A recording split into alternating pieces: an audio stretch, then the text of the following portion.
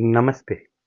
आज हम बात करेंगे फ्रांज काफ्का की प्रसिद्ध कहानी अ हंगर आर्टिस्ट।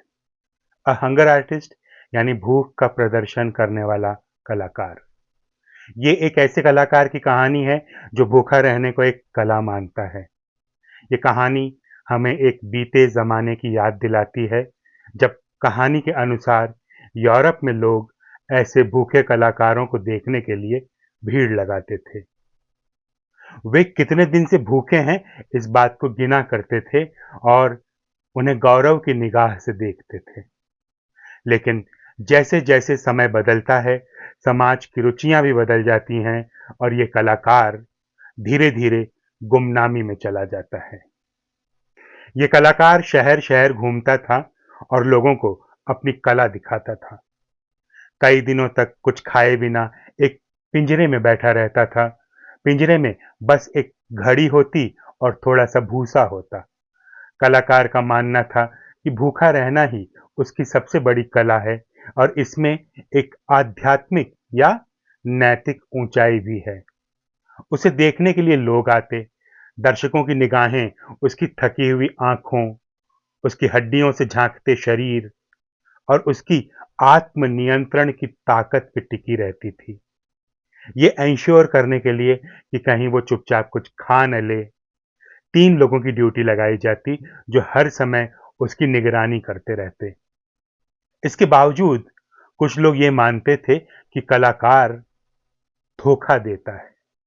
कहीं न कहीं से चोरी-चोरी कुछ न कुछ खा लेता होगा, क्योंकि इतने दिन भला कोई कैसे भूखा रह सकता है। यहाँ तक कि उसके पहरेदार भी उसे शक की निगाह से देखते थे। लोगों को शक करता देख कलाकार को बहुत दुख होता था, जैसे कि वो अपनी कला की सच्चाई को बार-बार साबित करने के लिए मजबूर किया जाता हो।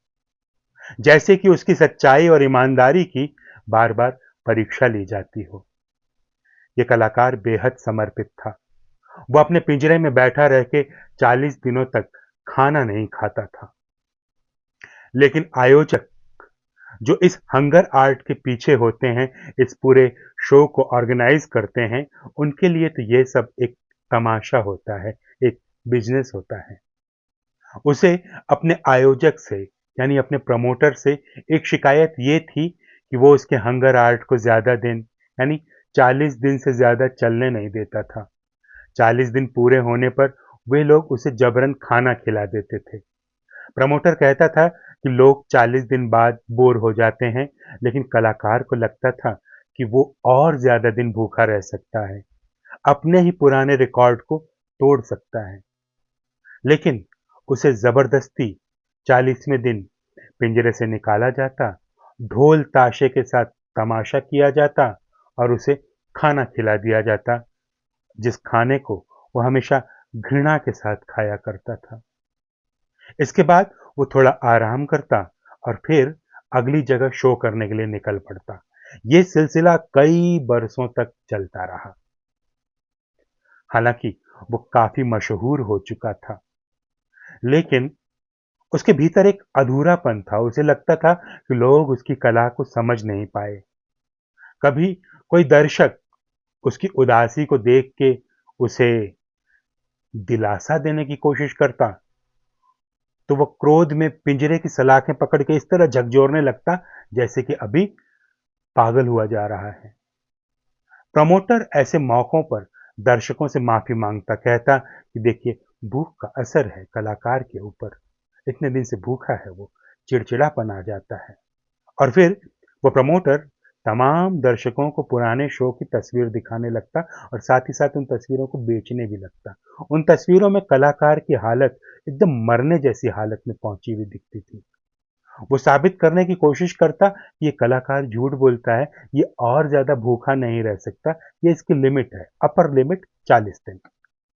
लेकिन हंगर आर्टिस्ट को लगता कि उसकी उदासी भूख के कारण नहीं है, बल्कि इस वजह से है कि उसे अपनी भूख का प्रदर्शन पूरा करने से पहले ही रोक दिया जाता है।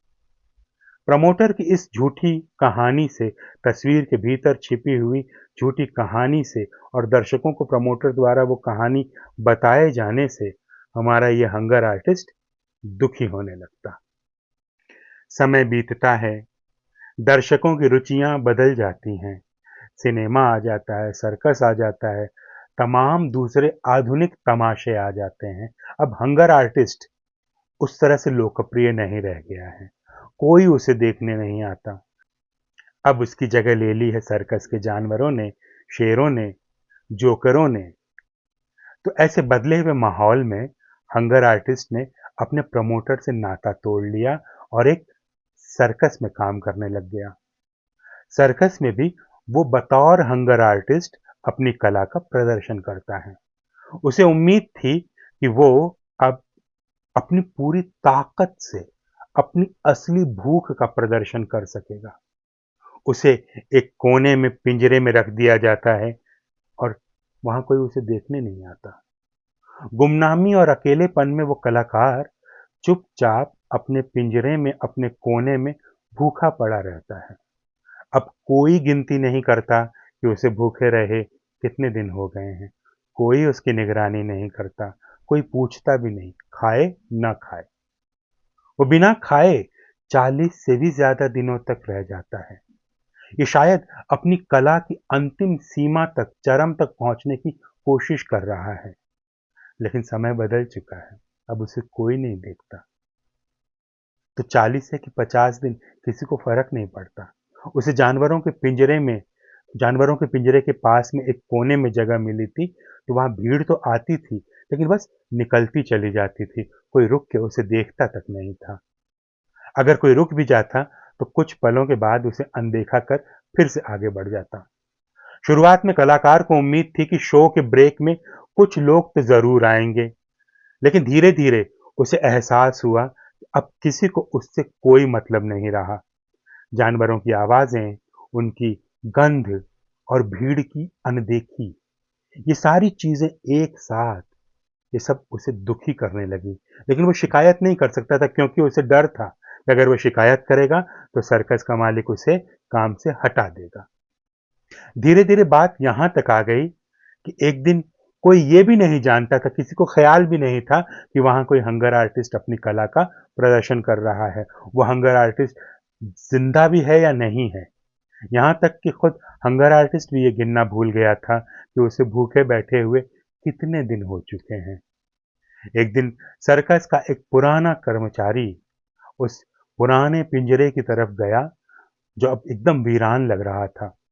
जब उसने उसमें पड़े हुए भूसे को हिलाया तो अंदर से वो कलाकार निकला, बिल्कुल मरनासन्न अवस्था में, जर्जर, जैसे कि हड्डियों का ढांचा। वो कलाकार अब बस मरने वाला है। मरने से पहले वो कलाकार धीमी आवाज में कहता है, मुझे माफ करना, मेरी तारीफ करने की, मुझे सराहने की कोई जरूरत नहीं है। मैं भूखा रहा, लेकिन इसलिए नहीं कि भूखा रहना कोई बहुत महान कला है, बल्कि इसलिए कि मुझे कभी ऐसा खाना ही नसीब नहीं हुआ जो मुझे पसंद आता, जिसे मैं चाव से खा सकता। ये कह के वो मर जाता है। उसके मरने के बाद उसी पिंजरे में एक तेंदुए को लाके रख दिया जाता है। तेंदुआ ताकतवर था, तेज था और हमेशा उसे वही खाना खाने को दिया जाता था जो उस तेंदुए को पसंद था। लोग अब फिर से पिंजरे के पास भीड़ लगाने लगे हैं। वे तेंदुए से प्रभावित होते हैं। तेंदुआ अपने पिंजरे में उछलता है, जीवन से भरा हुआ होता है। लोग खुश होते हैं, तेंदुए को देखते हैं, तालियां बजाते हैं, हल्ला मचाते हैं, लेकिन हंगर आर्टिस्ट को कोई याद तक नहीं करता। और इस तरह एक कलाकार, जिसे कभी भूख को कला में बदल देने का जुनून था, दुनिया की उदासीनता और गलत फहमियों में खो जाता है और उसकी जगह ले लेता है एक जानवर, एक ऐसा जानवर जो सिर्फ जिंदा रहना जानता था। वो कलाकार, हंगर आर्टिस्ट, भूख को साधना मानता रहा और दुनिया उसकी साधना को, उसकी कला को तमाशा मानती रही। ये एक बहुत ही मार्मिक और बेहद गंभीर कहानी है। छोटी जरूर है, लेकिन असर बहुत गहरा छोड़ती है। काफ्का इसमें क्या कहना चाहते हैं, जरा सिलसिलेवार तरीके से देखते हैं। सबसे पहली बात तो ये कि ये कहानी कला और समाज के रिश्ते को दिखाती है। एक सच्चा कलाकार हमेशा अपने अंदर के सच को, अपने जुनून को दिखाना चाहता था, चाहे लोग समझें या ना समझें। लेकिन समाज को तो बस मनोरंजन चाहिए। जब तक कोई चीज नई, रोमांचक और अलग लगती है, तब तक लोग उसे पसंद करते हैं। जैसे ही कुछ नया आ जाता है, लोग पुराने को छोड़ देते हैं। यही हुआ उस हंगर आर्टिस्ट के साथ भी। दूसरी बात, अकेलापन। ये कलाकार पूरी जिंदगी पिंजरे में बैठा रहा, अकेले। लोग आते थे, पर कोई उसके अंदर की दुनिया को समझ नहीं पाता था।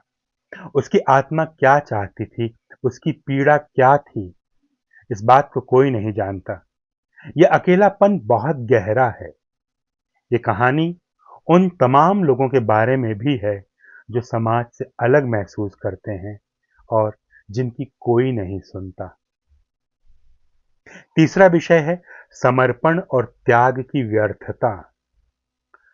देखिए, कलाकार पूरी निष्ठा से अपनी कला को निभाता है, खुद को कष्ट देता है, लेकिन अंत में वो न तो सराहा जाता है, न समझा जाता है। ये एक तरह की निराशा भी दिखाती है, जैसे कि दुनिया में कोई भी सच्ची लगन, सच्चा त्याग अब मायने नहीं रखता। एक और गहरी बात है, ये भूख केवल पेट की भूख नहीं है, बल्कि आत्मा की भूख है, क्रिएटिविटी की भूख है, रचनात्मकता की भूख है। कलाकार को एक ऐसी पूर्णता की तलाश है जो उसे कहीं नहीं मिलती।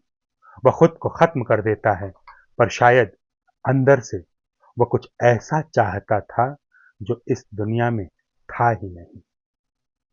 आखिर में जब वो मर जाता है और उसकी जगह एक ताकतवर, खुश और भूखा पैंथर आ जाता है, तब लोग फिर से भीड़ लगाने लगते हैं। ये दिखाता है कि समाज को गहराई या सच्चाई नहीं चाहिए, उसे ताकत का प्रदर्शन चाहिए, उत्साह वाली चीजें चाहिए, भले ही वो सतही हो। समाज को गहरे आर्ट से ज्यादा लेना देना नहीं होता, उसे बस सतही चीजें चाहिए होती हैं।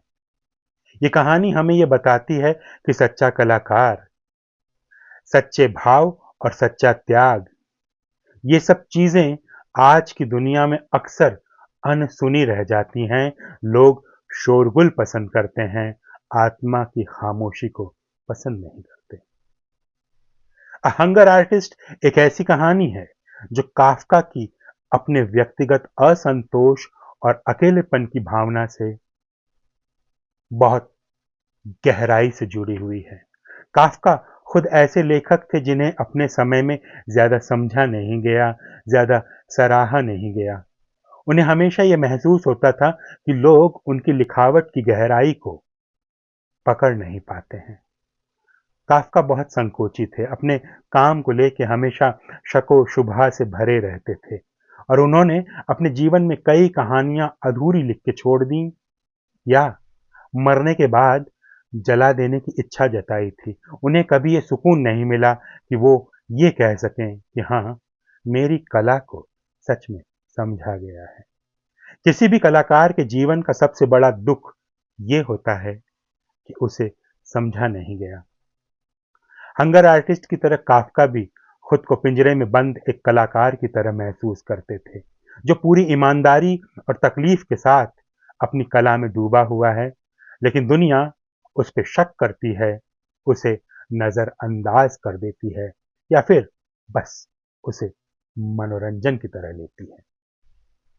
कलाकार का ये वाक्य देखिए, इस कहानी में आया हुआ ये वाक्य कि मुझे कोई खाना पसंद ही नहीं था, दरअसल काफ्का की ही पीड़ा है इस वाक्य में।